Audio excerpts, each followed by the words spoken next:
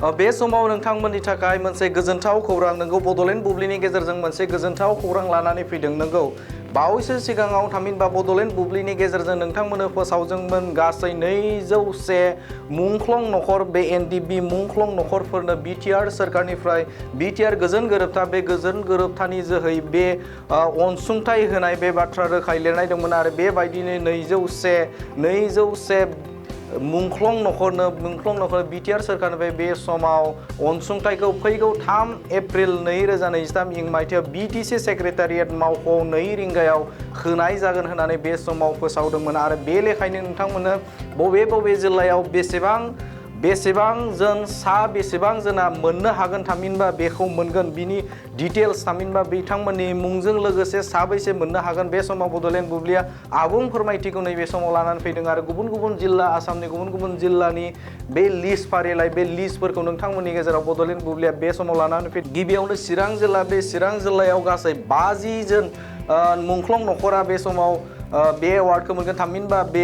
मार्टियार्सनि जिखिनि मुंख्लं नखर बे मुंख्लं नखरा मोननो हागोन आरो बेनिनो लिस्टखौ नोंथांमोना गिबियाव दङ लेट सेमसन नार्जारी प्रमिनन नार्जारी सालबारि बिथनि आमगुरि बे गिबि लिस्टआव बे नोंथांमोना नुनो मोनदों आरो बेनिनो नैबे लेट सेमसन नार्जारी सौराम नार्जारी दैकरगुरि आमटेका आमगुरि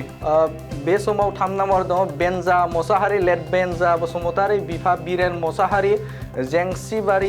आमटेका आमगुरिनि बिथां 3 नम्बर आरो दङ लेट कर्म बसुमतारी सेभन बसुमतारी नरबिन दांगी कयला मैला आमगुरि कामेश्वर गयारी माधव गयारी आलेंबारी POPS आमगुरिनिनो बिथांमोनाबो लेट बोहैथा इस्लारि आइ बिग्राय सिअ सुसिल इस्लारि बरपथार औगुरि आमगुरि बिथाङा PS जादों आमगुरि बेनिफ्राय आरोबाव नोंथांमोननो बड'लेण्ड बुब्लिनि गेजेरजों आरोबाव लाबोबावदों लेट रिंसार बसुमतारी पिटर बसुमतारी बिनोद मोसाहारी रंजरा खुंग्रा जरा आमगुरिनिनो बेबो आरो लेट सोमदोन मोसाहारी आमेन मोसाहारी निजरा नाम्बार 4 सेरफांगुरि बेंटल रुनिकाटा विष्णु बसुमतारी लेट धनिराम बसुमतारी लालाय अन्थाइबारि मालिभिटा आमगुरि बेनिफ्राय आरो लोगोसेनो बे किशोर नार्जारी रूपा चरण नार्जारी डिमापुर पथाबारि POPS आमगुरिनिनो बिथाङाबो Kunjula Mosahary wife of Nirmal Mosahary number 1 Samdaisa PO Shantipur PS Runikata late Rimal Mosahary SO Ashram Mosahary number 2 Tukrajhar Bental Runikata Harlao Samframari SO Lambru Samframari Khanthalmari PO Runikata Martes Narzary SO late Anindra Narzary Bamungaon Dudhpar Sidli Ilod Narzary Manhant Narzary north Batabari Dutapur Sidli Bipul Narzary N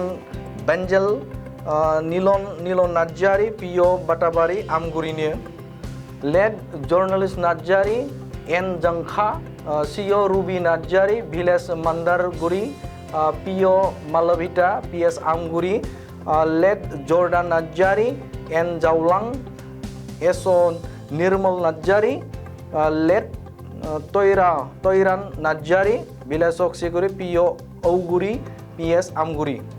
late Phungkha Basumatary Biday Basumatary Sonapur Balay Malbhita PS Amguri late Birbal Islary आइ Bansagra CO Rajendra Islary village Damgaon PO Bental Runikata late Runus Narzary एन Raikhang batch 34 SO Daren Narzary village Uttar Gandabil PO Kailamaila Amguri Rajiv Basumatary बी Raikhang CO Samabsram Basumatary village number 1 Samdaisa PO Shantipur PS Runikata late Meghnath Mosahary एम Mengram batch 35 नि SO Hafram Mosahary village Daigudang पिअ Khungring PS Runikata बी Satbansa batch 41 SO Baliram Basumatary village number 1 Gojonpuri पिअ Khungring Runikata late Rajiv Basumatary बी Ranthen CO Jisaya Basumatary village Telsunguri पिअ Laimuthi PS Runikata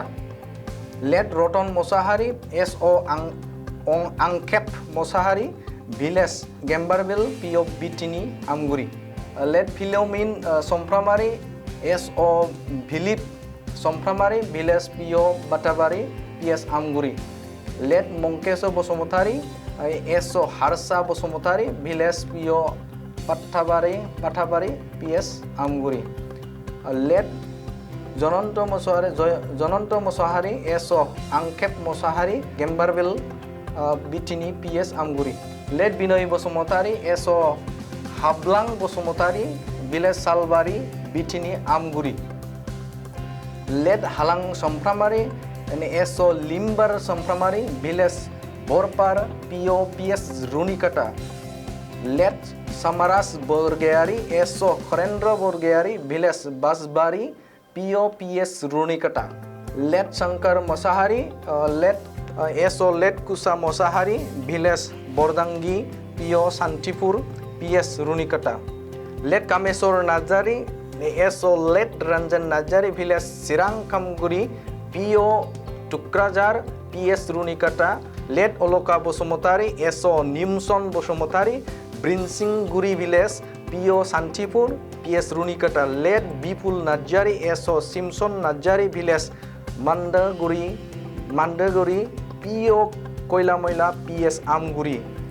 late Sunil Narzary SO late केप नार्जारि भिलेज नं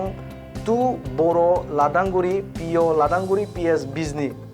राजेश बसुमतारी SO खरदे बसुमतारी भिलेज पिअ Batapur PS Sidli Unen Basumatary SO Khadra Basumatary village Jiaguri पिअ Runikata Ranipur PS Runikata late Dinesh Basumatary SO Bumachandra Basumatary village Sampaguri पिअ Ranipur PS Runikata Ijen Narzary SO late Lalit Narzary village number 13 Betabari पिअ दुताबारि PS सिडली लेट कामस्रां नार्जारि एन गुदाय CO गोपेन नार्जारि भिलेज पिअ अक्सिगुरि PS आमगुरि लेट राजु नार्जारि एन रायदां CO सोबेट नार्जारि भिलेज अक्सिगुरि पिअ अक्सिगुरि आमगुरि लेट लुकास नार्जारि एन Langpha CO Naren Narzary SO Namita Narzary village Aksiguri पिअ Auguri PS Amguri late David Islary CO Bineshwar Islary village 2 number 2 आई दुब्रि पिअ औगुरि PS आमगुरि लेट जयसाद बसुमतारी बी जोंथि CO पियन बसुमतारी भिलेज दतमा पिअ Kailamaila PS Amguri late Jeremiah Mosahary Jarimin batch 28 CO Burupen Mosahary village number 2 Aksiguri पिअ आमथेका PS आमगुरि लेट अरुण बरगयारि राजेन बरगयारि भिलेज बाटाबारि पिअ Dutapur PS Sidli late Isaias Hajowary SO Dhaneshwar Hajowary village Bhurpur पिअ PS Runikata late Jeremiah Narzary SO Henjen Narzary village Raidengbari पिअ Ranipur PS रुनिकाटा तो नोंथांमोननो बे समाव बड'लेण्ड बुब्लिनि गेजेरजों नोंथांमोननि सिगाङाव चिरां जिल्लानि गासै 50टा फेमिलि थामहिनबा 50टा नखरा जे मोननो गोनां जे रिहेबिलिटेसन थामहिनबा मुंख्लं नखरफोर बे मुंख्लं नखरफोरनि मुं फारिलाइखौ नोंथांमोननि गेजेराव बड'लेण्ड बुब्लिया बे समाव लानानै फैबाय गासै 50टा नखर बे नखरखौ गिबि पेजआव थामहिनबा गिबि खेबनि थाखाय गिबि थाराव बेखौ बिटिआर सोरखारनिफ्राय बे समाव बिथांमोना बे मुं फारिलाइयाव थानायफोरनो फैगौ 3 एप्रिल 2023 मायथाइनि 2 रिंगायाव बेलासिनि 2 रिंगायाव बिटिसिनि सेक्रेटारियेट मावख' बे मावख'आव बे चेकखौ रानगोन होननानै बे समाव बिथांमोना फोरमायदों आरो बे चेक जाय बिथांमोना बेखौ रिसिभ खालामगोन बिथांमोननि फोरमानलाइ जे मुंख्लं नखरनि फोरमानलाइ बे फोरमानलाइखौ लाबोनांगोन होननानै बे समाव बिथांमोना फोरमायदों। बे समाव नोंथांमोननो चिरां जिल्लानि मुंख्लं नखरनि फारिलाइखौ बे समाव दिन्थिबाय। दख'ना जि जोम गाननो मोजां मोनग्रा बर' हौवा हिन्जावफोरनि थाखाय मोनसे जोबोरैनो गोजोनथाव खौरां। F&F क्लथिं गलाया फैगौ बैसागु फोरबोनि थाखाय समायना रमायना दख'ना, जोमग्रा सादोर, ब्लाउज आरो हौवाफोरनि थाखाय आर'नाइ, गामसा, शार्ट बायदि रोखोमनि गानग्रा जि जोमखौ नोंथांमोननि थाखाय लानानै फैदों।